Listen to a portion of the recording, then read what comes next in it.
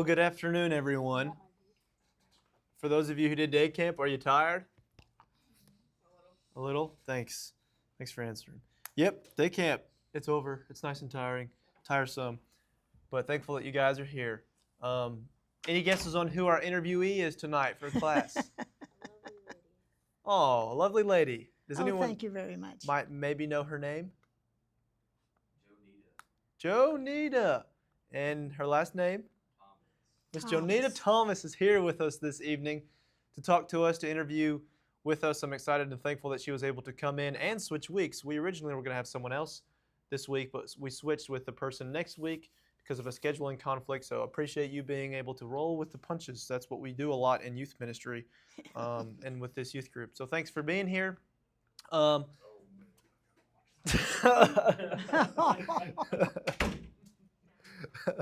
This is the respect I get from the elders.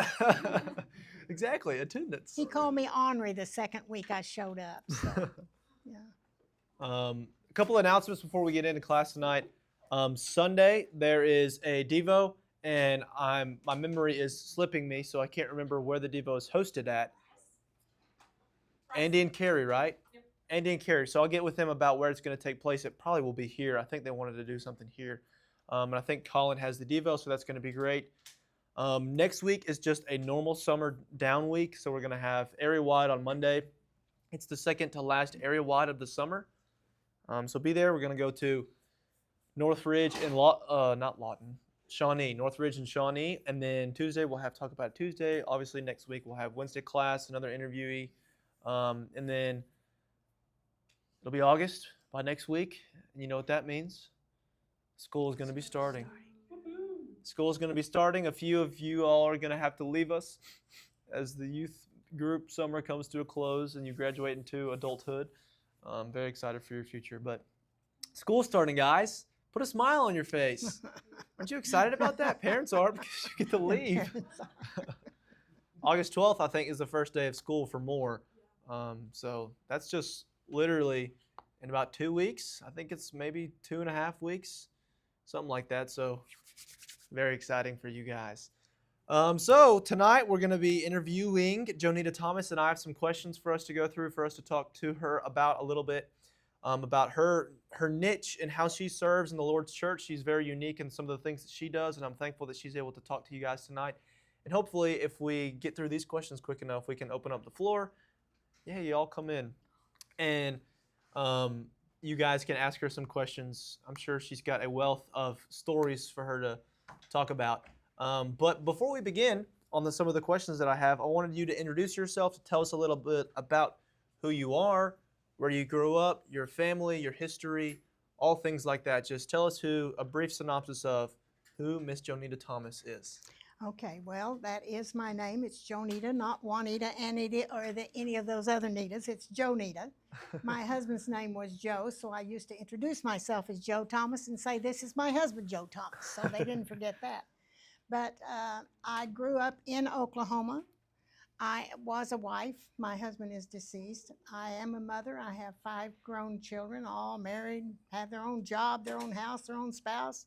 I have 6 grandchildren and 1 great-grandchild who was actually born on my 81st birthday, which was very exciting. I have always lived in Oklahoma, but I've had many, many opportunities to travel the world, and not just on missions, but as a tourist. We started traveling with our children when they were young. I brought 1 passport. This is an expired passport. I've used 6 of these. I'm on my 6th passport. And I have all kinds of visas, which is what they stick inside your passport when you go to some other country, for Vietnam or India or Cambodia or wherever it is you're going. So I have had lots and lots of opportunity to travel. I did celebrate a birthday in the spring. Would you guess? You don't get to guess. I'm not going to offend and guess. Okay, well, I turned 36. Yeah, well, I'm 45 plus shipping and handling. Okay. No, inflation. Actually, I'm 89. I will be 90 next spring, early in the spring. But I've been blessed physically to where I don't need glasses, I don't need hearing aid, I don't need a cane or a walker or anything. I still drive everywhere. And I've been really blessed physically to be able to do those things. I've been blessed financially because my husband was a good investor, so he took care of me in that regard. I have retirement, and I have 2 retirements. I was a school teacher. I did that for 25 years after my first 4 children got in school. I did go to college. I have a degree from Oklahoma State, and then I have a master's degree from Southwestern University, and then I have another 40 hours for another certification that I was required for what I was doing in teaching. So I was able to get an education. My family, my mother died when I was very young. When I was 11, my mother died. So I became the caretaker for my sister, who was 6 at the time. I went to work when I was 12, and I've worked ever since. I've always worked. But I was a school teacher for 25 years, and after I retired, I went to work at the state capitol, and I worked 3 different jobs there. I started out as a tour guide for the building. I still give tours, by the way, in case you ever want to go see the Capitol. It's beautiful now. And then I worked in the bill processing department, where they actually put the bills together in the House of Representatives. And then after my husband died, I became a sergeant at arms. I didn't have a gun, but I did have a little ear thing, and it had a little curly deal clipped onto the back, and I had a So a people phone thought here, you probably so would have people a thought gun. I had a gun. Yeah. And I told the chief of security, I said, people think I have a gun. And he said, let them think that. You're trying to keep order, and you don't look like you'd be too steady with a gun, so let them think you have one. But I did that until I retired, and I retired when I turned 86. I actually retired because I was working with some people who that I felt like I could not work with. They claimed to be Christians, but their language was terrible, and it was negative to be around them all the time, to be in that environment all the time. So you kind of have to remove yourself from that, and there wasn't any way I could change it. There are only 3 things you can do with any situation. You can live with it. I couldn't do that. You can try to get it changed. I couldn't get it changed. Or you can get out of it. So I got out of it. And I came here to Central. I'm not like these other people. I watch some of these things on TV, and everybody's raised in the church, been in the church forever. You know, their parents were and grandparents were in the church. Mine were not.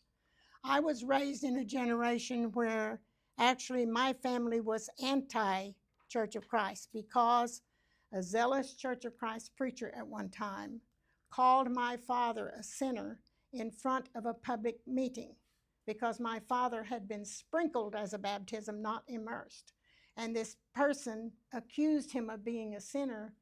And my father was a community leader, and he went to a Church of Christ meeting because he felt like he should go. And this man said some ugly things to him about him in front of the group. So my family was anti-Church of Christ forever, until I went to college. I met a man that I married, and he was a member of the church. When I told my father I was going to marry this man, he said, so you think your mother went to hell, don't you? That was the feeling of my family. None of my family, I know Aubrey's going to ask me about struggles. That was a big struggle for me, to know that none of my family ever heard the truth, ever. They left Oklahoma. My father left Oklahoma. He remarried. He left Oklahoma. My brothers and sisters all moved away. So I really had no connection with them to be able to teach any of them. But it was a struggle in my life to know that none of my family ever heard the truth.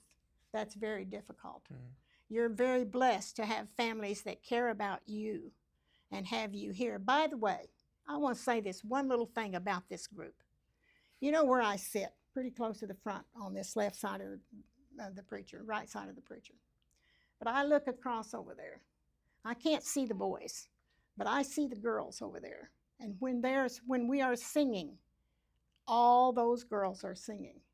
I cannot tell you how encouraging that is to older people to know that you, as young people, are participating in the things that you do at this congregation. I really appreciate it in behalf of those of us who are older. What else can I tell you? Well, I think that gives us a brief synopsis of who you are. I might I'm get very into some of brief, these but questions. I'm very brief. Thank you for sharing and telling so much about who you are. That's great. I didn't know all those things, so thank you for sharing. I've been beginning with this question for all of our interviewees because I believe it's the most important question you can ask someone. And even though the means that surround this question are all the same based on what Scripture teaches, everyone's story is just a little bit different in how it happened. So I want to ask, how did you become a Christian? Well, when I married, I was a Methodist, and my husband was a member of the church. And so we disagreed, on certain things. And he said, I will take you to the Methodist church if you want me to do that. I will drop you off there. I will pick you up. But I cannot, in good conscience, go to a place when I know someplace else is teaching the truth. He said, I need to go where I know the truth is being taught. So he said, if you want to go to the Methodist church, I will take you. Well, I went a couple of times. That got to be cumbersome. So I started going with him. And then we were married 2 or 3 years. We had a baby. And I was going to college at the time. And I was pregnant with another baby. And we were going to the church. And this preacher, it was a college student actually, was preaching. And at the end of that lesson, of course, my husband we'd been studying some at home, talking about it. Every time something would come up, he'd put in a good word for the church. And this preacher said at the end of the lesson, he said, it's customary for us in the churches of Christ to offer an invitation, but it is not our invitation. I'm not offering an invitation. Jesus is offering the invitation to you. He died for you. He offered you this invitation, and that really struck me to know. I knew that, but to know that the invitation that's coming to you is coming from the Son of God meant a lot to me. So I went forward that night and was baptized and have remained in the church ever since. That's wonderful, and that's great to see God's providence in who you married. And I think that's quite a teaching moment to some of these kids is look for a spouse who is going to go to the place where truth is taught. It's much easier. I mean, in our case, it worked out, but it doesn't always. I have 2 sons who married people who were not members of the church and are not faithful to this day because they married somebody else. They don't go to anywhere, but they're not members. They're Christians, but they're unfaithful Christians. Well, the main reason why I wanted to invite you, Miss Jonita, is to talk about the work that you do specifically that I know of in Honduras. So if you guys don't know this, and I'm going to ask her to share in just a minute, Miss Jonita travels a lot on missionary trips, missionary journeys. So I wanted to ask you, when did you begin going on mission trips and why? And kind of tell us a little bit about how your journey has looked like working in the kingdom in that sort of way. Well, the missions I've gone on have not been teaching missions as such. They're medical. But the purpose of those missions has been to meet people, get people to come to the medical clinic, and then we get their names, where they live and all that. And after the medical people go home, church planners, Honduran people, go back and visit these people.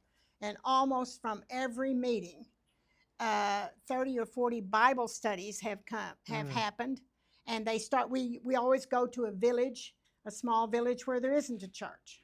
And we have a clinic. Just this last year, we had a 3-day medical clinic with 8 doctors, and we saw 957 people in 3 days. It was so busy. You're very busy from early in the morning when you get up, make sandwiches that you're going to feed the workers and feed yourself at lunch. You drive out to this village, wherever it might be. We stay in a fairly nice city, a good city there in western Honduras. It's a big town, in a nice hotel. It's air conditioned and all that. And we eat at the hotel because the food on the street is probably not safe, and you don't want to eat grubs and ants and stuff. You want to eat regular food. I could take a whole hour telling you some of the stuff I've eaten around the world, but you don't want to hear that tonight. I don't. You maybe haven't had your supper yet. But anyway, we go, so we do the medical part, and then after we leave, the Honduran Christians from this town where we stay in Western Honduras, they go out to begin, and it often, we go to the same village about 3 years, and that will result in a small church. Now, my house guest that we're going to talk about in a few minutes, he has actually preached at those small places because they don't hire a preacher. They just have Honduran people come that are members of the church to preach for them. But the whole point of the medical thing is to meet people that you're eventually going to teach the word. We don't do that on our missions. I first went to Guatemala on medical missions because my daughter is a medical person, and she moved to Guatemala to do missions there. So the first 3 or 4 that I did in Guatemala. After that, after my husband died, I started going to Honduras, and I've been every year since then. The last 8 years I've been there. Well, that's wonderful. And I didn't know that it was the medical missions. My brother and my mom grew up doing that. So that's wonderful that you are able to participate in that and also show that there's ways for people to serve, even if they're not comfortable with talking to strangers that they meet on the street and going from door to door in a foreign country. There's still ways for people to serve. And that kind of segues into our next question. Well, let me tell you this. Yeah. I'm not a medical person. I was the bag lady. It was my job to open a plastic bag, put in the sunglasses, put in the toothbrush, which we had to show them how to use because they don't have those. They use a twig to brush their teeth. So we put the sunglasses, the eye drops, the medicines, and then a person who spoke English, like my house guest, he took the bag and took it to the person who only spoke Spanish. So I only filled the bag with the things that after they've seen the doctor and all around. So you don't have to be a medical person to do a medical mission. There are lots of other things that you can do. You can take blood pressure, you can weigh them, you can do other things. You don't have to be a nurse or a doctor or something like that. Anybody at any age can be a medical missionary. Well, that's great. That's great. So going on these trips, you said you've been going for a few years now, both in Guatemala and Honduras. I want to ask this question because the reason we have been doing these interviews is we're finishing up our quarter on personal faith, making our faith our own. And we've been interviewing members of the church who are faithful, strong Christian adults to look up to as the teens look up to. So I want to ask you about your faith. So how has your faith grown from going on these mission trips, these mission journeys, and these medical missions? How has your faith personally grown? Anybody in here got a dog? Anybody got a dog? If you're going to keep that dog alive, you got to feed it, okay? You got to provide a place for it to get exercise sometimes. It's either a big yard or maybe you go walking the dog. It's the same way with your faith. You have to feed it. I don't mean just read something.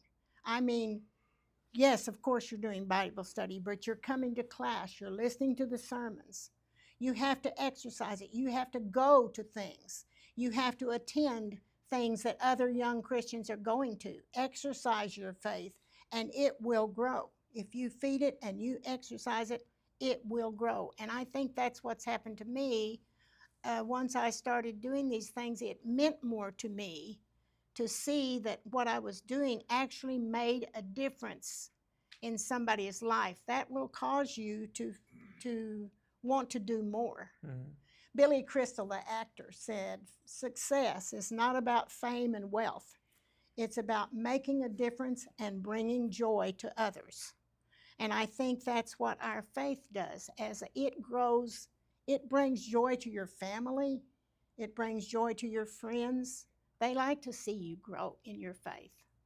And I think that's helped me. That's wonderful. And that's why we provide opportunities like just a few weeks ago we had Mission More, in which the teens participated in an effort here in our own community. And there's opportunities, for us to go abroad and stuff, and we love looking into that. And we love hearing stories about you and how brave you are to go to all these countries. But I agree with you. I think going on a mission trip or journey or medical mission like that can do so much for your faith. I can't tell you how many times I've heard Dios la bendiga. Dios la bendiga. God bless you. God bless you. Mm-hmm. Because they realize that we're there doing God's work. And the people that we're helping are so grateful. They have almost no health care in some of those countries. So we take medicines and things to them. And they don't, most of them don't speak English. Mm-hmm. So they just say, Dios la bendiga, God bless you. Mm-hmm. And you know, when people see me buying sunglasses or eye drops or whatever I'm buying, they'll say, what are you doing with 30 pairs of sunglasses? You know, and I'll say, I'm taking them on a medical mission to Honduras. And they say, God bless you. And I say, he already has. That's why I can do this for somebody else, because God has greatly blessed me. Mm-hmm. Mm-hmm.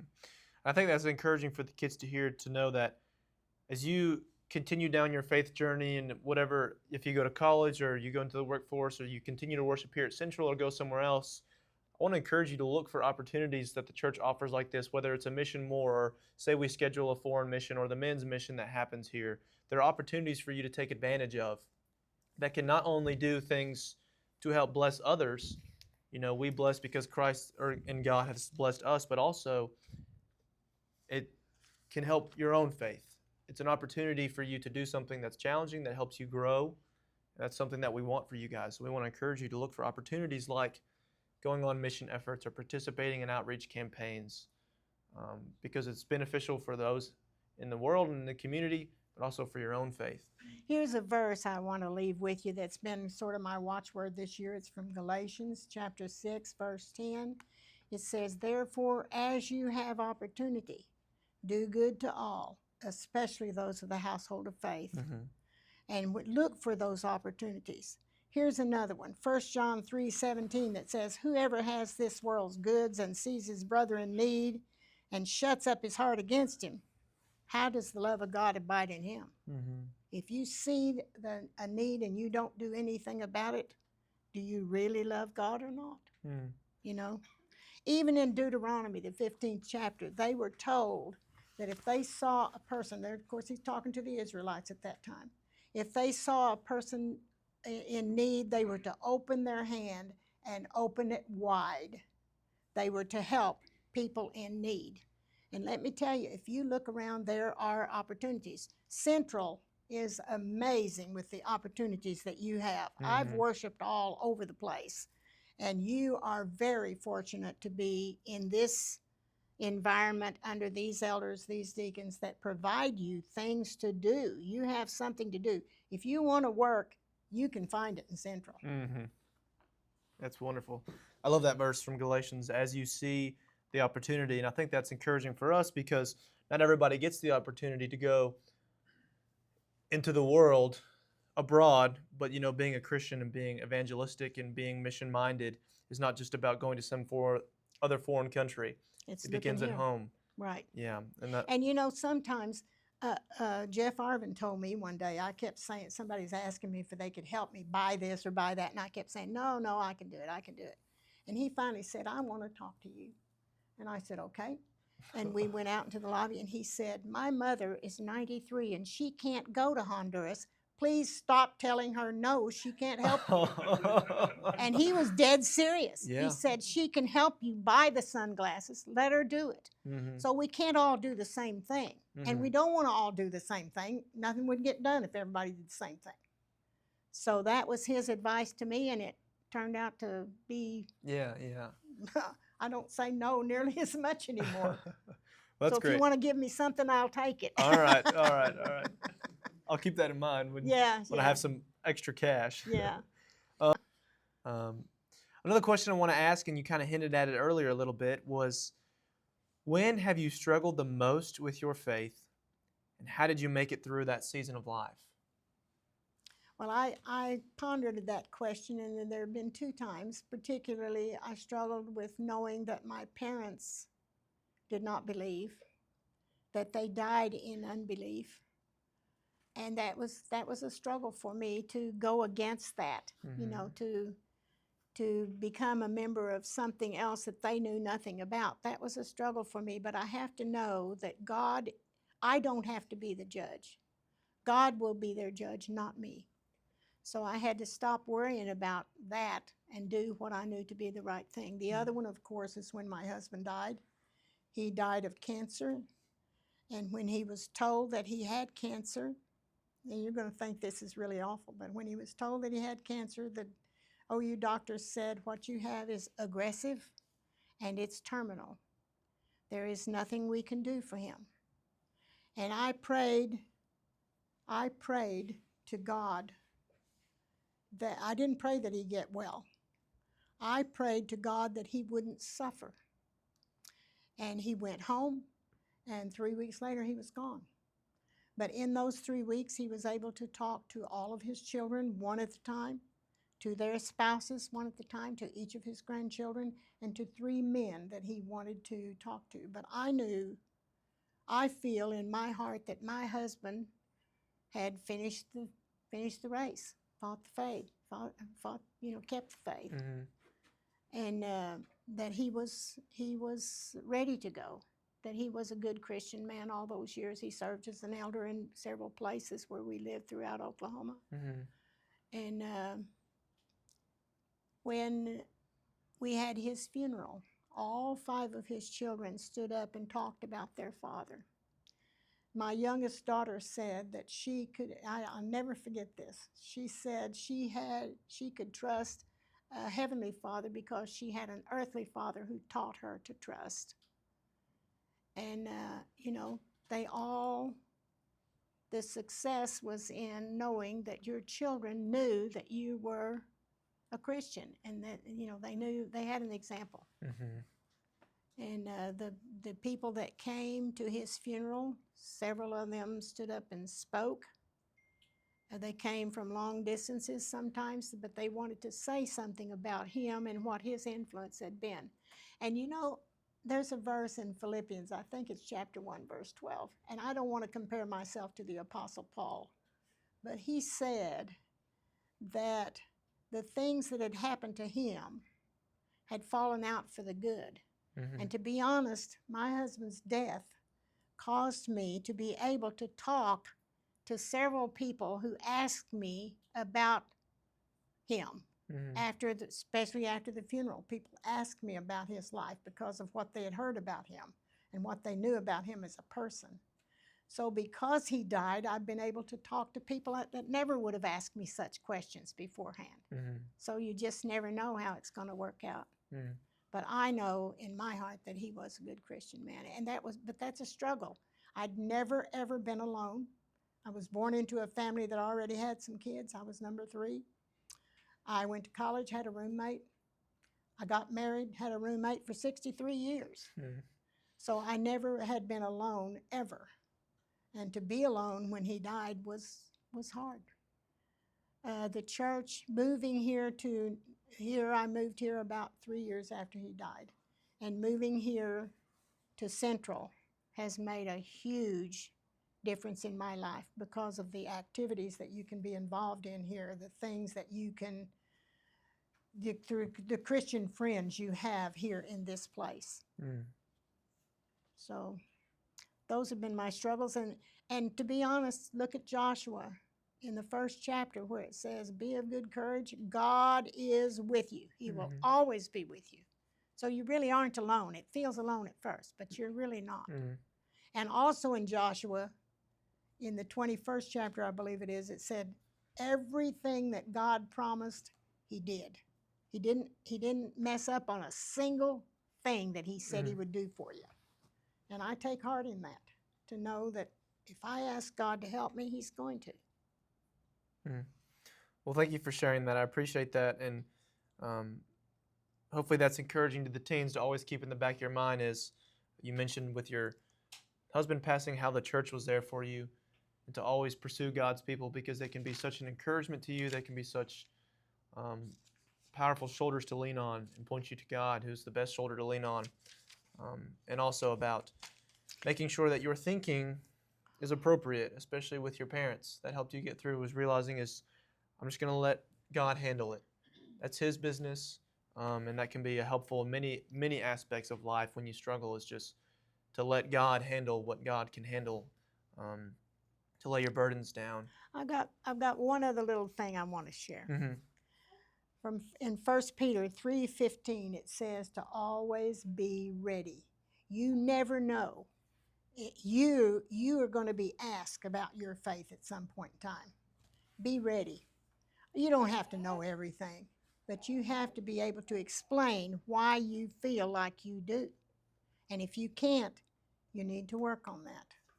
1 Peter 3:15 says, always be ready to give a defense for the hope that is in you.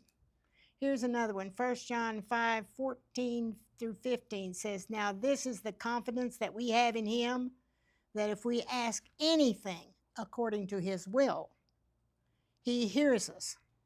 And we know that he hears us. Whatever we ask, we know that we have that petition that we ask of him, if you're doing it according to God's will. So just ask him. God wants you to, he wants to hear you, and he will hear you. When you come against something you don't know what in the world you're going to do, talk to God about it. Okay. Well, thank you for sharing those thoughts. I appreciate that a lot. That's all the questions that I have for you. We have a few minutes left, and I wanted to open looks up. Like he has lots of questions. I wanted to open up the floor and see if you guys have any questions that you would like to ask Miss Jonita about anything, maybe we've talked about tonight, or just about her faith, her life, anything like that. I'm sure she would love to answer. And if no kids have questions, I know like Mark or maybe Austin would have a question. Austin's got a question. I have a question. All right. You've been a Christian longer than I'm pretty certain any of us in here have been alive. If you can go back to yourself when you were this age, what would you tell yourself as advice for your faith? For my faith? Mm-hmm. I know at that point you weren't a Christian yet, but if you could go back. But if I could go back, I would advise myself to not give up. Don't just come when your parents make you come. Come and get involved. That's what I would say that you should do. Make yourself do things with the group. Don't just hang back. It's easy to just say, okay, I'm going to play ball or do something, or I'm watching a movie, or I'm going to this game or that game. Don't do that to yourself. Worship with, I know there have been times in my life when I think, got to get up and go one more time. Do it. You'd be amazed. There'll be something good come out of it. And it's really hard if you don't have any financial support. It's hard sometimes to do things, but that'll pass. It'll happen. It'll get better. Nobody's going to ask me the weirdest thing I've eaten in a foreign country, are they? You wouldn't believe. I don't know. Great question, Austin. Great question. Who else? Who else has a question for Miss Jonita? I told you it was too much information. You guys, one of you can ask. You got a question? The weird food question. Just ask me. No? What's the youngest they can help with the mission, the medical mission for children, like the age? The youngest? I haven't seen anybody less than 14. But and that person was the doctor's son, who's going to Oklahoma Christian here in a couple of weeks. So, but there are young people that go, and what a lot of times they'll do on the mission is they do what we call traffic. They've got to move them from the doctor's office to the eye clinic or to the dentist or something. So they've got to help people move them from place to place. They just do little things like that, help them figure out where to go next. They need people to do that. Maybe they need somebody just to weigh a person, just over and over and write down their weight, those kinds of things. So there are all kinds of things that even young people can do on missions. Generally, we have to pay our own way to go. I've always paid my own way. So that is an expense, but last year it cost me $1,500. That was 8 days in a hotel and a to and from flight to Honduras, from Oklahoma City to Honduras. That's pretty cheap. and that provided all the food. They do have pizza in Honduras. They do. Pizza. Guinea pig pizza. Yeah. Oh, don't say that. Mark, you have a question? I have a question. Probably directed to the group, but it's a question that they might find interesting. As young people in the youth group or at Central, how could they better serve you? Better serve me. Well, I'm pretty independent. So I really can't think of anything other than showing up. Like I said, it's so inspirational to me to see, look how many young people you have, and this is not all of them, you know. So it's inspirational to me to know that you're here, that you care about what's going on at the church. That's encouraging to me and to others that are my age. Thank you. It is, yeah. What kind of cookies are you cooking us for when we come carol at your house?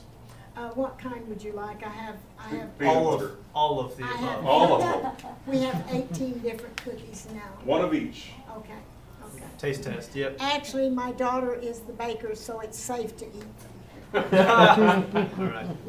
Well, thank you so much, Miss Jonita. We're out of time, but I really appreciate you sharing your life, your faith. I really appreciate that you being here tonight to take time out of your own spiritual feeding time on Bible studies on Wednesday nights. I appreciate the kids listening. If you guys have any questions that you do want to ask her after about, like, have you eaten guinea pig or something like I that? have eaten guinea pig, only they call it cuy in Peru.